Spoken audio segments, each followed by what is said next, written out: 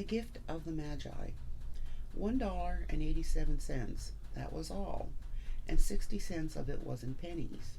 Pennies saved 1 and 2 at a time by bulldozing the grocer and the vegetable man and the butcher until one's cheeks burned with the silent imputation of parsimony that such close dealing implied. 3 times Della counted it, $1.87, and the next day would be Christmas. There was clearly nothing to do but flop down on the shabby little couch and howl. So Della did it, which instigated the moral reflection that life is made up of sobs, sniffles, and smiles, with sniffles predominating. While the mistress of the home is gradually subsiding from the first stage to the second, take a look at the home. A furnished flat at $8 per week, it did not exactly beggar description, but it certainly had that word on the lookout for the mendicancy squad. In the vestibule below was a letter box into which no letter would go, and an electric button from which no mortal finger could coax a ring. Also appertaining thereunto was a card bearing the name Mr. James Dillingham Young. The Dillingham had been flung to the breeze during a former period of prosperity, when its possessor was being paid $30 per week. Now, when the income was shrunk to 20, the letters of Dillingham looked blurred, as though they were thinking seriously of contracting to a modest and unassuming D. But whenever Mr. James Dillingham Young came home and reached his flat above, he was called Jim, and greatly hugged by Mrs. James Dillingham Young, already introduced to you as Della, which is all very good. Della finished her cry and attended to her cheeks with the powder rag. She stood by the window and looked out dully at a gray cat walking a gray fence in a gray backyard. Tomorrow would be Christmas Day, and she had only $1.87 with which to buy Jim a present. She had been saving every penny she could for months, with this result. $20 a week doesn't go far. Expenses had been greater than she had calculated. They always are. Only $1.87 to buy a present for Jim, her Jim. Many a happy hour she had spent planning for something nice for him, something fine and rare and sterling, something just a little bit near to being worthy of the honor of being owned by Jim. There was a pier glass between the windows of the room. Perhaps you have seen a pier glass in an $8 flat. A very thin and very agile person may, by observing his reflection in a rapid sequence of longitudinal strips, obtain a fairly accurate conception of his looks. Della, being slender, had mastered the art. Suddenly she whirled from the window and stood before the glass. Her eyes were shining brilliantly, but her face had lost its color within 20 seconds. Rapidly she pulled down her hair and let it fall to its full length. Now there were 2 possessions of the James Dillingham Youngs in which they both took a mighty pride. One was Jim's gold watch, which had been his father's and his grandfather's. The other was Della's hair. Had the Queen of Sheba lived in the flat across the air shaft, Della would have let her hair hang out the window some day to dry, just to depreciate Her Majesty's jewels and gifts. Had King Solomon been the janitor with all his treasures piled up in the basement, Jim would have pulled out his watch every time he passed, just to see him pluck at his beard from envy. So now Della's beautiful hair fell about her, rippling and shining like a cascade of brown waters. It reached below her knee and made itself almost a garment for her. And then she did it up again nervously and quickly. Once she faltered for a minute and stood still while a tear or two splashed on the worn red carpet. On went her old brown jacket, and on went her old brown hat. With a whirl of skirts and with the brilliant sparkle still in her eyes, she fluttered out the door and down the stairs to the street. Where she stopped, the sign read, Madame Sofroni, hair goods of all kinds. 1 flight up, Della ran and collected herself, panting. Madame 2, white. Madame large, 2 white, chilly, hardly looked the Sofroni. Will you buy my hair? Asked Della. I buy hair, said Madame. Take your hat off and let's have a sight at the looks of it. Down rippled the brown cascade. $20, said Madame, lifting the mass with a practiced hand. Give it to me quick, said Della. Oh, and the next 2 hours tripped by on rosy wings. Forget the hashed metaphor. She was ransacking the stores for Jim's present. She found it at last.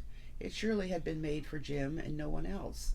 There was no other like it in any of the other stores, and she had turned all of them inside out. It was a platinum fob chain, simple and chaste in design, properly proclaiming its value by substance alone and not by meretricious ornamentation, as all good things should do. It was even worthy of the watch. As soon as she saw it, she knew that it must be Jim's. It was like him. Quietness and value, the description applied to both. $21 they took from her for it, and she hurried home with the 87 cents. With that chain on his watch, Jim might be properly anxious about the time in any company. Grand as the watch was, he sometimes looked at it on the sly, on account of the old leather strap that he used in place of a chain. When Della reached home, her intoxication gave way a little to prudence and reason.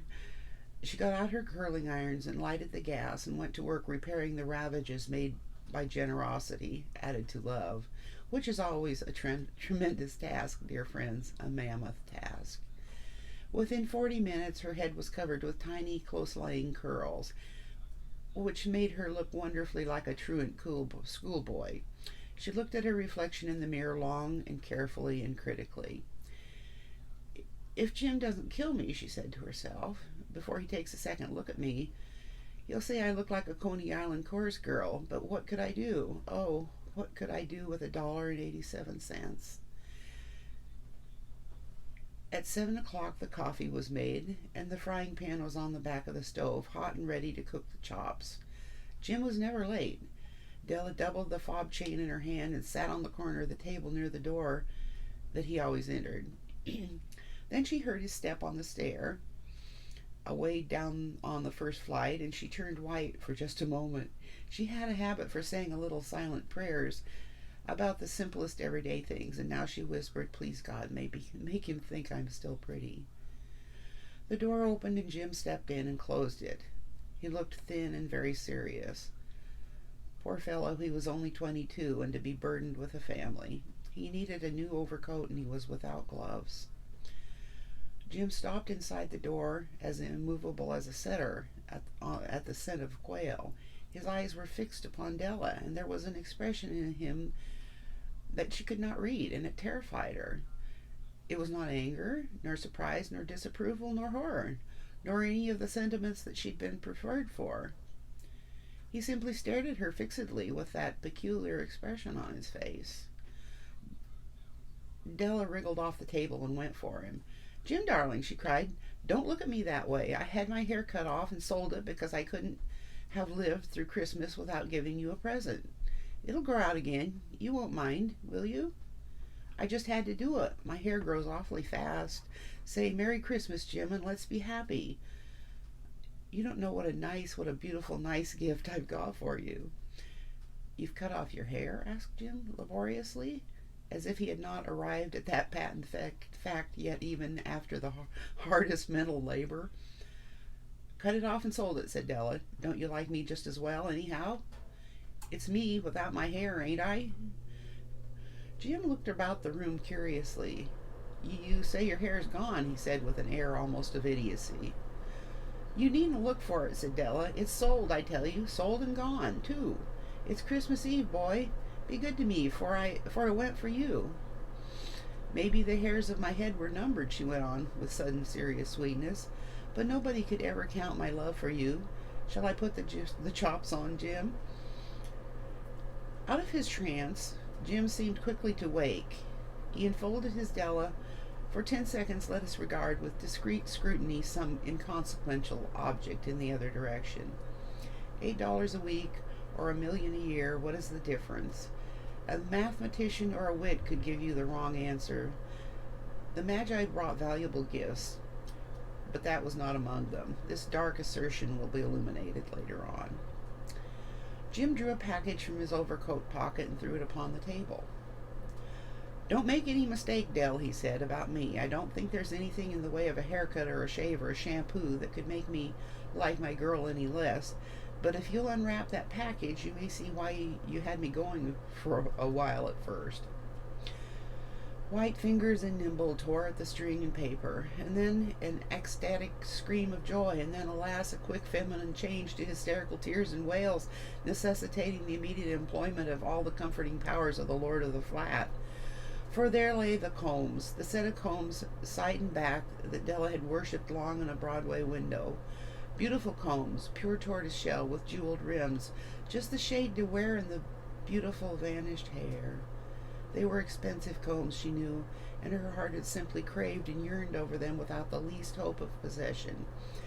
And now they were here, hers, but the tresses that should have adorned the coveted adornments were gone. But she hugged them to her bosom, and at length she was able to look up with dim eyes and a smile, say, "My hair grows so fast, Jim." And then Della leapt up like a little singed cat and said, "Oh, oh!" Jim had not yet seen his beautiful present. She held it out to him, eagerly upon her old open palm. The dull, precious metal seemed to flash with a reflection of her bright and ardent spirit. "Isn't it a dandy, Jim? I hunted all over town to find it. You'll have to look at the time 100 times a day now. Give me your watch. I want to see how it looks on it." Instead of obeying, Jim tumbled down on the couch and put his hands under the back of his head and smiled. "Dell," he said, "let's put our Christmas presents away and keep 'em a while. They're too nice to use just a present. I sold the watch to get the money to buy your combs, and now suppose you put the chops on." The Magi, as you know, were wise men, wonderfully wise men, who brought gifts to the babe in the manger. They invented the art of giving Christmas presents. Being wise, their gifts were no doubt wise ones, possibly bearing the privilege of exchange in case of duplication. And here I have lamely related to you the uneventful chronicle of two foolish children in a flat who most unwisely sacrificed for each other the greatest treasures of their house.